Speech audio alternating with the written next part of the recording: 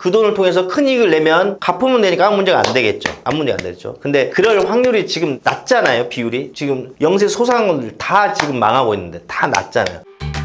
복잡한 채무로 고민 중이시라면 유튜브 채동 업무사와 해결해요.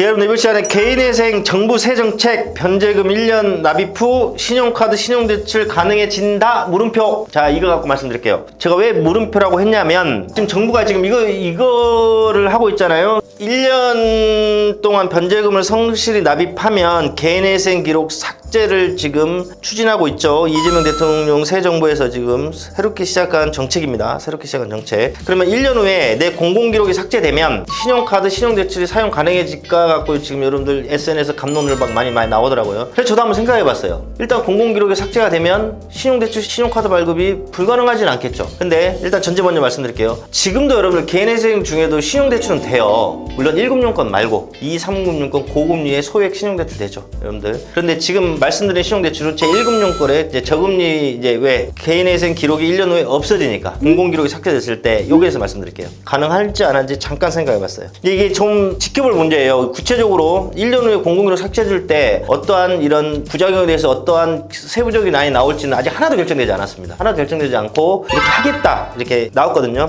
근데 자, 첫 번째입니다. 일단 공공기록은 삭제는 돼도 그 개인회생을 진행할 때 내가 만약에 기존에 신용대출을 받았던 뭐 하나은행, 국민은행, 그 다음에 내가 신용카드가 미납이 됐던 하나은행, 국민은행, 하나카드, 국민카드. 내가 변제금 1년 이상 납입을 잘 했어요. 그래서 공공기록 삭제됐습니다. 근데 하나은행, 국민카드는 이 신청 A란 채무자가 지금 이 상태라는 건 내부 정보로 알고 있죠. 그러니 하나은행, 국민은행에서는 신용대출 신청해도 안 될 겁니다. 왜? 개인회생 중이니까. 그 다음에 하나카드, 국민카드에서도 카드 신청해도 안 될 겁니다. 내부적으로는 개인회생으로 알고 있으니까. 이게 첫 번째 경우예요. 두 번째, 은행이나 카드사들이 영리를 추구하는 사기업이잖아요. 근데 이런 기업들도 정부 정책이 나왔을 때 자기들이 만약에 손해보는 영역이 있다면 거기에 최대한 방어를 하려 할 겁니다. 공공기록이 개인회생 중이라도 1년이 지나면 삭제된다는 것을 기업들도 알겠죠. 그러면 단순히 신용조회만 해서 이것만 깨끗하다고 해서 무조건 신용대출하고 신용카드를 발급해준다. 개인회생 진행 중인 사람은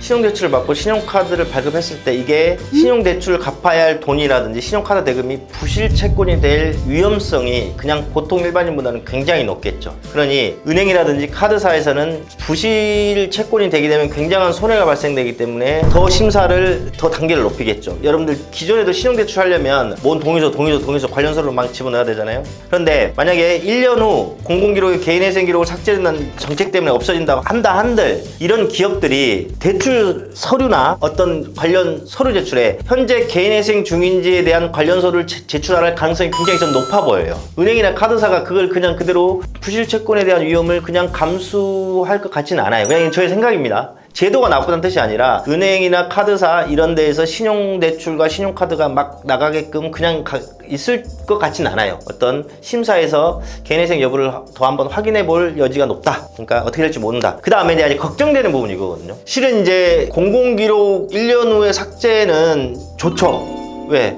일단은 개인회생 중인 분들이 어쨌든 간에 신용불량 상태의 어떤 공공기록이 없어지는 거잖아요. 굉장히 좋단 말이에요. 그런데 만약에 신용대출이나 신용카드 발급이 돼가지고 또 갚아야 할 채무가 또 발생이 된다면 물론 사업하시는 분들이 급전이 필요해서 신용대출을 받거나 신용카드로 해서 돈을 빌린 걸로 그 돈을 통해서 큰 이익을 내면 갚으면 되니까 아무 문제가 안 되겠죠. 아무 문제가 안 되겠죠. 근데 그럴 확률이 지금 낮잖아요. 비율이. 지금 영세 소상공인들 다 지금 망하고 있는데 다 낮잖아요. 어떤 문제가 있냐 여러분들. 개인회생이 뭐예요 여러분들. 내 한 달 소득에서 내 최저 생계비로만 살고 나머지는 변제금 납부하잖아요. 내 최저 생계비로 산단 말이에요. 근데 최저 생계비로 산다는 게 굉장히 힘들거든요, 여러분들. 너무나 아끼고 힘들어요. 그런데 신용대출을 받고 신용카드를 발급받는다는 것은 그 즉시 내가 빚을 또 낸다는 거예요. 그럼 법원에 변제금 납입하고 나는 최저 생계비로 살면서 또 신용대출 원리금 납입하고 신용카드비 납입해야 돼요. 이러면 내가 제일 걱정되는 게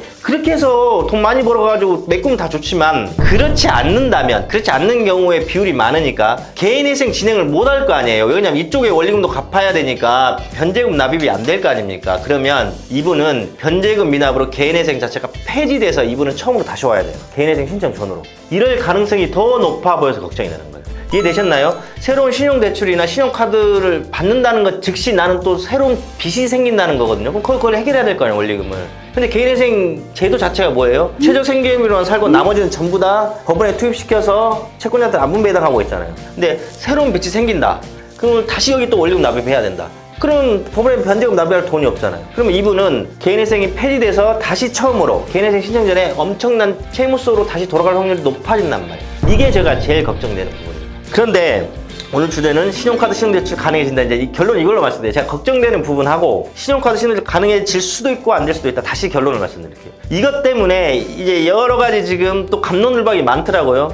저는 조금 이게 뭐 나쁘다 좋다고 말하고 싶은 부분은 전혀 없습니다. 다만 신용대출과 신용카드가 생기는 순간 새로운 빚이 생긴다. 사업하시는 분들이 이걸로 돈을 많이 번다면 이건 너무나 훌륭하고 아름다운 것이다. 근데 되게 많은 확률은 새로운 빚 때문에 내 개인회생 변제금 납입도 더 힘들어질 것이다. 그래서 원래 처음에 신청 전에 어려운 상황으로 갈 것이다. 이것만 염려할 뿐입니다. 이것 때문에 돈을 더 많이 버신 건 훌륭하다. 그러면 진짜 금상첨화다. 그래서 이 부분은 정부가 여기까지 알고 있겠죠. 일개 동네 법무사가 걱정하는 거 정부의 금융이나 고위 관계자들은 이거 고민하고 있겠죠. 그래서 이 부분에 대해서 어떠한 제도적 장치로 구체적으로 변제금 1년 납입 후 공공기록을 삭제했을 때 문제되는 보완점들에서 지금 많이 고민을 하고 계실 거예요, 위에서. 그랬을 때 신용대출이라든지 신용카드가 무분별하고 남발되지 않고 일정 소액에서 이렇게 아마 조정될 듯 저는 싶어요. 저는 어떤 정보가 드는 게 아니라 그렇지 않으면 굉장히 좀 문제되는 부분도 있다. 근데 결론은 신용카드도 신용대출도 가능해질 것 같다. 지금 일부 신용카드는 여러분들 한 가지 신용카드는 가능합니다. 그러니까 여튼 여기에 대해서 오늘 제 생각을 말씀드렸습니다. 재무 고민 이제는 안녕 유튜브로 해결해요 행복한